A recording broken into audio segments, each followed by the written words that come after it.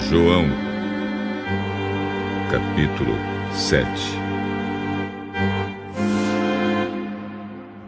Depois disso, Jesus começou a andar pela Galiléia. Ele não queria andar pela Judéia, pois os líderes judeus dali estavam querendo matá-lo. Aconteceu que a festa dos judeus, chamada Festa das Barracas, estava perto. Então os irmãos de Jesus disseram a ele: saia daqui e vá para a Judéia, a fim de que seus seguidores vejam o que você está fazendo. Pois quem quer ser bem conhecido não deve esconder o que está fazendo. Já que você faz essas coisas, deixe que todos o conheçam. Até os irmãos de Jesus não criam nele. Jesus respondeu: a minha hora ainda não chegou, mas para vocês qualquer hora serve. O mundo não pode ter ódio de vocês, mas tem ódio de mim, porque eu afirmo que o que o mundo faz é mal. Vão vocês à festa, mas eu não vou porque a minha hora ainda não chegou. Jesus disse isso, mas ficou na Galiléia. Depois que os seus irmãos foram à festa, Jesus também foi, mas fez isso em segredo e não publicamente. Os líderes judeus o procuravam na festa e perguntavam: onde é que está aquele homem? Na multidão havia muita gente comentando sobre ele. Alguns diziam: ele é bom. Não, ele engana o povo. Mas ninguém falava abertamente sobre ele, porque todos tinham medo dos líderes judeus. Quando a festa já estava no meio, Jesus foi ao templo e começou a ensinar. Os líderes judeus ficaram muito admirados e diziam: como é que ele sabe tanto, sem ter estudado? Jesus disse: o que eu ensino não vem de mim, mas vem de Deus que me enviou. Quem quiser fazer a vontade de Deus, saberá se o meu ensino vem de Deus ou se falo em meu próprio nome. Quem fala em seu próprio nome está procurando ser elogiado. Mas quem quer conseguir louvores para aquele que o enviou, esse é honesto, e não há falsidade nele. Foi Moisés quem deu a lei a vocês, não foi? No entanto, nenhum de vocês obedece à lei. Por que é que vocês estão querendo me matar? Você está dominado por um demônio. Quem é que está querendo matá-lo? Eu fiz um milagre e todos vocês estão admirados por causa disso. Vocês circuncidam um menino até no sábado porque Moisés mandou fazer isso. Mas a verdade é que a circuncisão não começou com Moisés, mas com os patriarcas. Para não deixarem de cumprir a lei de Moisés, vocês circuncidam um menino mesmo no sábado. Então, por que ficam com raiva de mim quando eu curo completamente uma pessoa no sábado? Parem de julgar pelas aparências e julguem com justiça.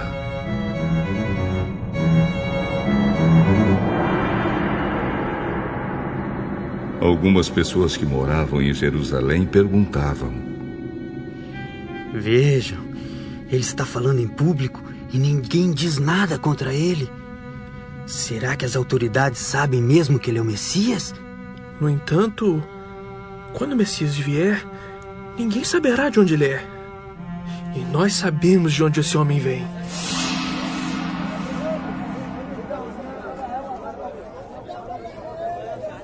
Quando estava ensinando no pátio do templo, Jesus disse bem alto: será que vocês me conhecem mesmo? E sabem de onde eu sou? Eu não vim por minha própria conta. Aquele que me enviou é verdadeiro, porém vocês não o conhecem. mas eu o conheço porque venho dele e fui mandado por ele. Então quiseram prender Jesus, mas ninguém fez isso, porque a sua hora ainda não tinha chegado. Porém, muitas pessoas que estavam na multidão creram nele e perguntavam: quando o Messias vier, será que vai fazer milagres maiores do que esse homem tem feito? Os fariseus ouviram a multidão comentando essas coisas sobre Jesus, e por isso eles e os chefes dos sacerdotes mandaram guardas para o prenderem. Jesus disse: eu vou ficar com vocês só mais um pouco, e depois irei para aquele que me enviou. Vocês vão me procurar e não vão me achar, pois não podem ir para onde eu vou.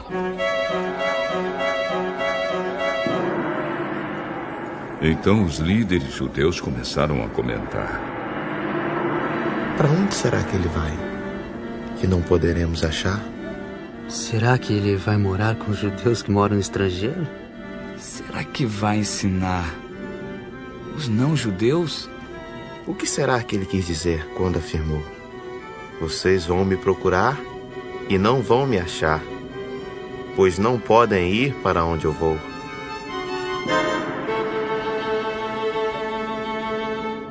O último dia da festa era o mais importante. Naquele dia, Jesus se pôs de pé e disse bem alto: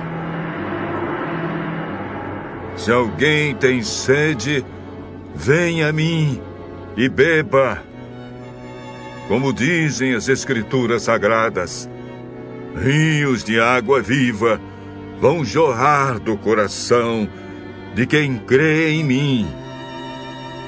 Jesus estava falando a respeito do Espírito Santo, que aqueles que criam nele iriam receber. Essas pessoas não tinham recebido o Espírito, porque Jesus ainda não havia voltado para a presença gloriosa de Deus.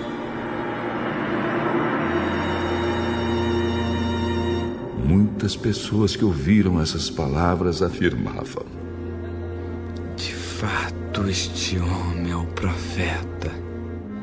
Outros diziam: ele é o Messias. E ainda outras pessoas perguntavam: mas será que o Messias virá da Galileia? As Escrituras Sagradas dizem que o Messias será descendente de Davi e vai nascer em Belém, onde Davi morou. Então o povo se dividiu por causa dele. Alguns queriam prender Jesus, mas ninguém fez isso. Os guardas voltaram para o lugar onde estavam os chefes dos sacerdotes e os fariseus. E eles perguntaram: por que vocês não trouxeram aquele homem? Nunca ninguém falou como ele. Então os fariseus disseram aos guardas: será que vocês também foram enganados? Por acaso, alguma autoridade ou algum fariseu creu nele? Essa gente que não conhece a lei está amaldiçoada por Deus. Mas Nicodemos, que era um deles e que certa ocasião havia falado com Jesus, disse: de acordo com a nossa lei, não podemos condenar um homem sem ouvi-lo primeiro e descobrir o que ele fez. Por acaso, você também é da Galileia? Estude as Escrituras Sagradas e verá que da Galileia nunca surgiu nenhum profeta.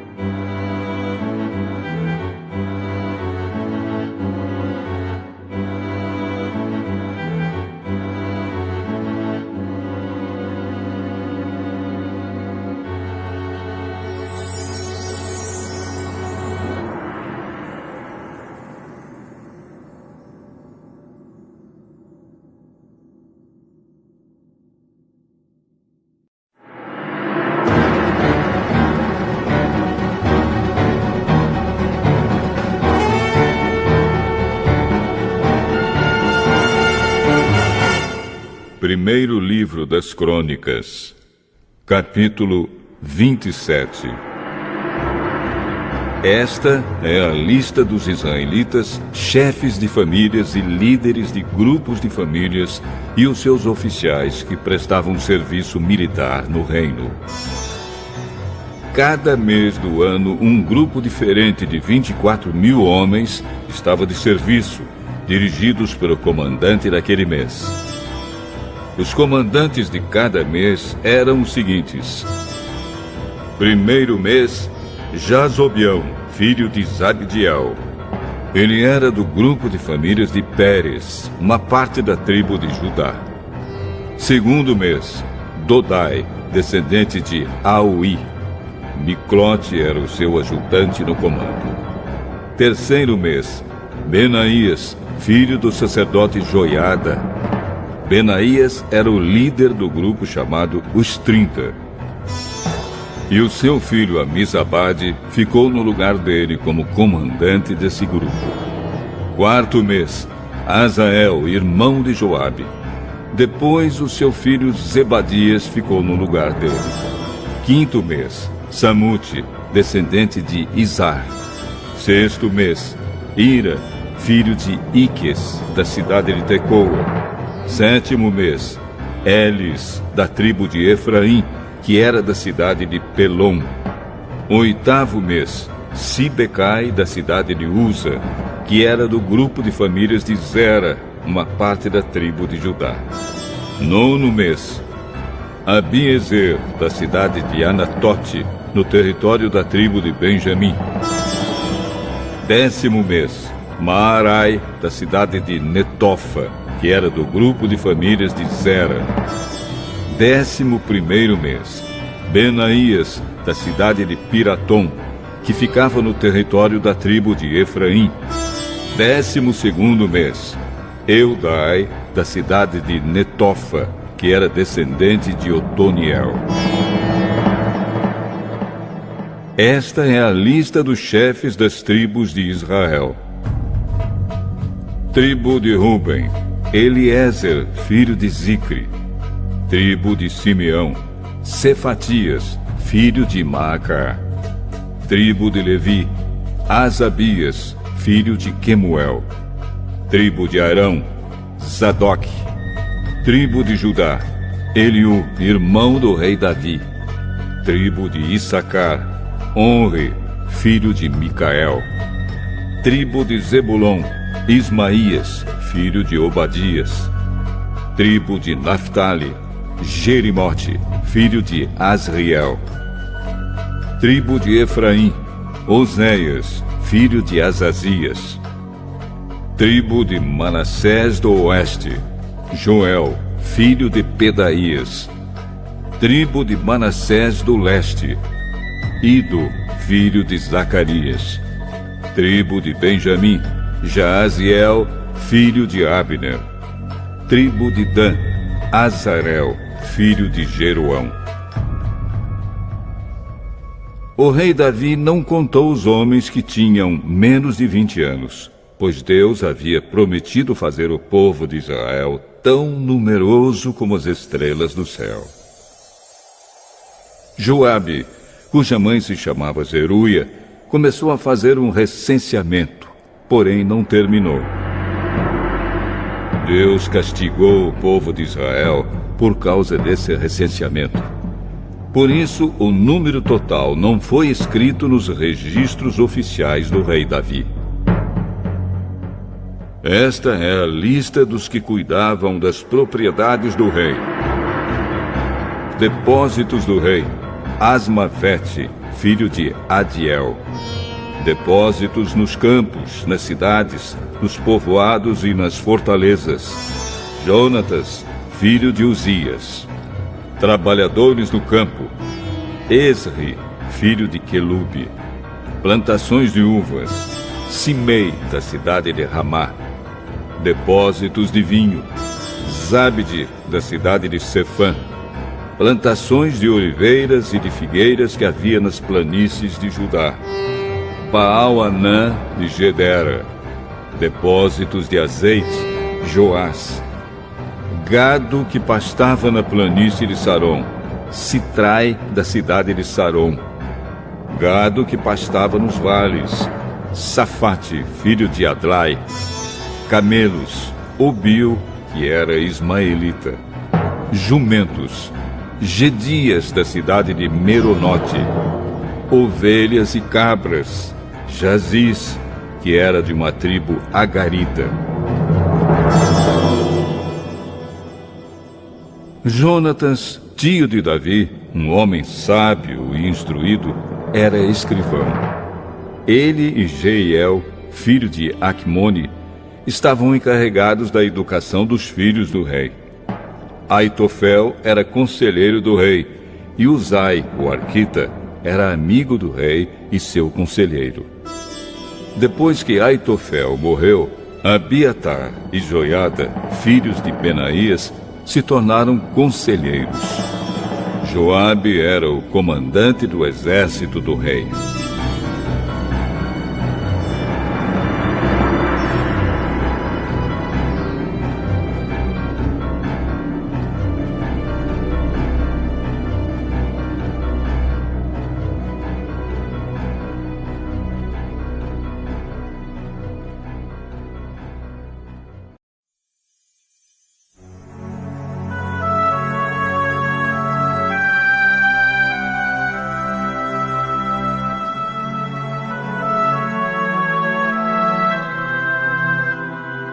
Primeiro livro das Crônicas, capítulo 28.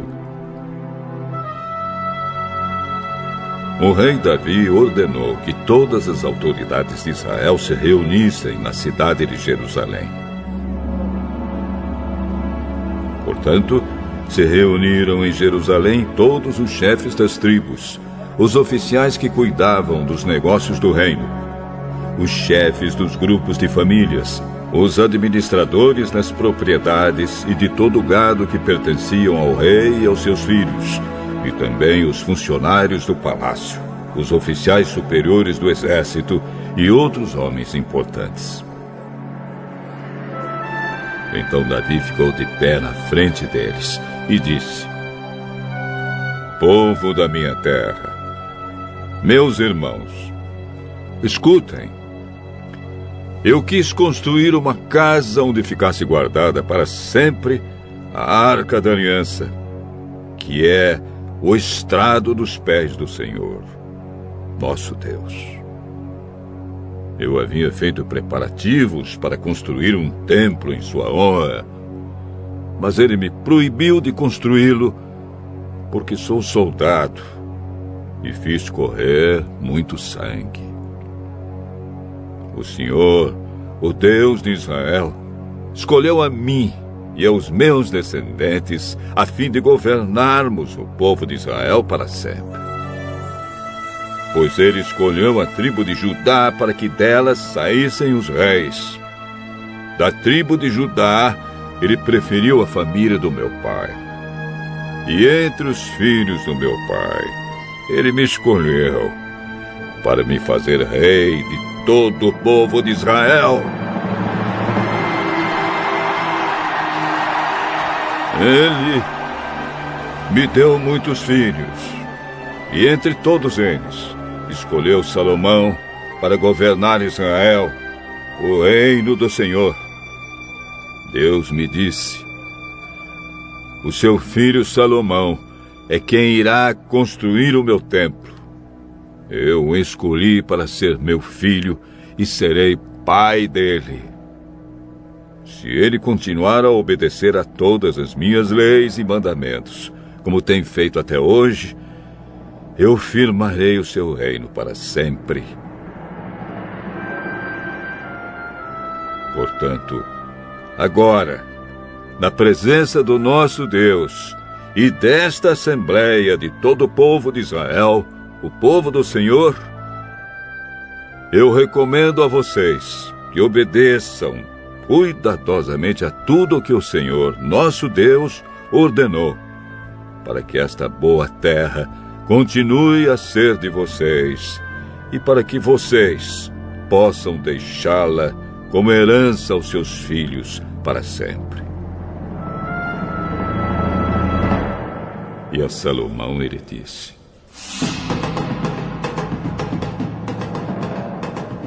Meu filho, reconheça o Deus do seu pai e sirva-o com todo o coração e de livre e espontânea vontade. Ele conhece todos os seus pensamentos e desejos. Se você o procurar, ele o aceitará. Mas, se o abandonar, ele o rejeitará para sempre. Você deve compreender que o Senhor o escolheu para construir o seu santo templo. Portanto, seja forte e mãos à obra.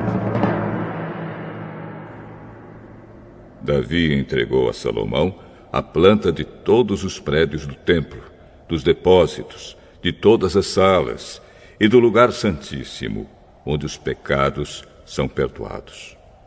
Deu também as plantas de tudo o que tinha planejado para os pátios e as salas, que deveriam ficar ao seu redor, e as plantas dos depósitos onde seriam guardados os objetos do templo e as ofertas dedicadas a Deus. Davi também deu a Salomão por escrito a maneira de organizar os sacerdotes e levitas no cumprimento dos seus deveres, para fazer o trabalho do templo e para cuidar de todos os objetos do templo. O plano determinava o peso da prata e do ouro que deveriam ser usados para fazer os objetos do templo, para fazer cada lamparina e candelabro, as mesas de prata e cada uma das mesas de ouro onde seriam colocados os pães oferecidos a Deus. Também determinava o peso do ouro puro que deveria ser usado para fazer os garfos, as bacias e as jarras, o peso da prata e do ouro para fazer os pratos, e o peso do ouro puro que deveria ser usado para fazer o altar, onde o incenso é queimado, e para fazer o carro, onde seriam colocados os querubins, que com as asas estendidas cobrem a arca da aliança de Deus, o Senhor. O rei Davi disse: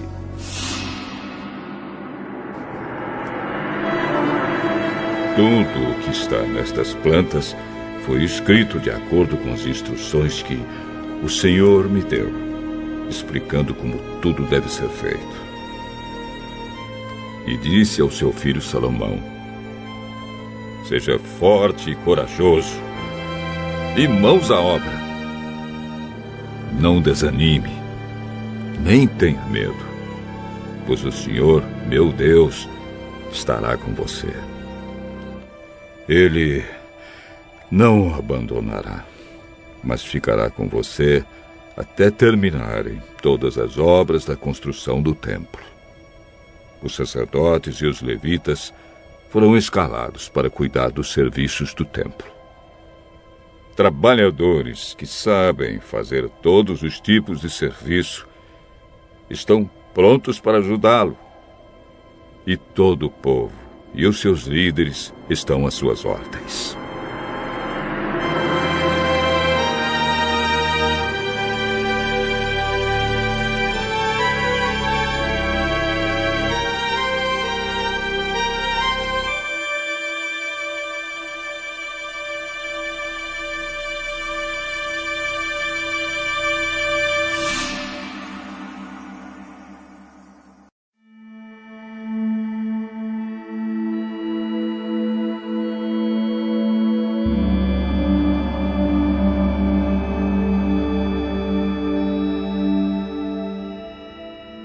Zacarias, capítulo 12.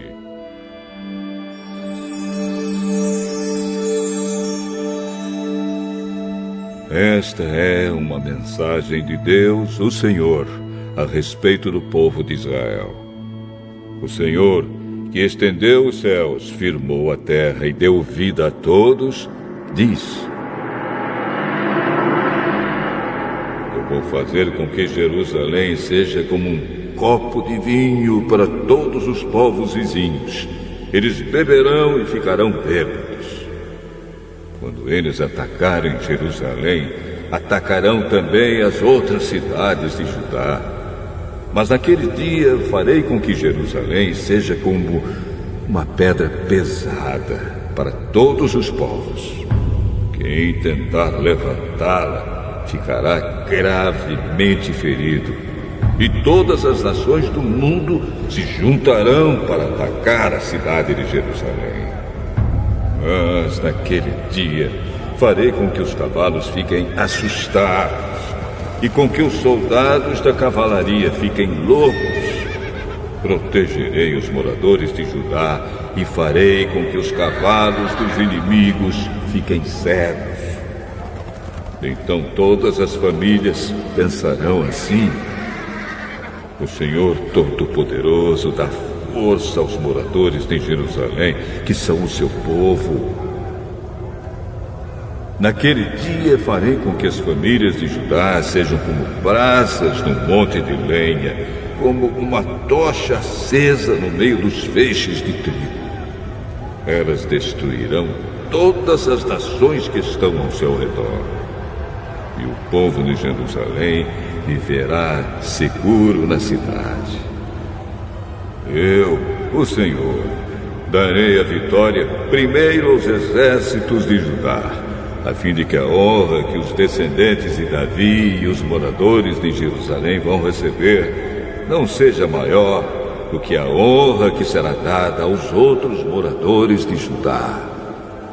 Naquele dia, eu protegerei os moradores de Jerusalém.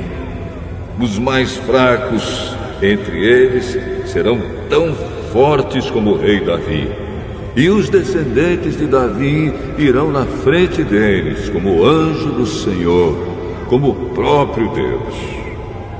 Naquele dia, destruirei qualquer nação que atacar Jerusalém. Naquele dia, espalharei o espírito de bondade e de oração sobre os descendentes de Davi e sobre os outros moradores de Jerusalém.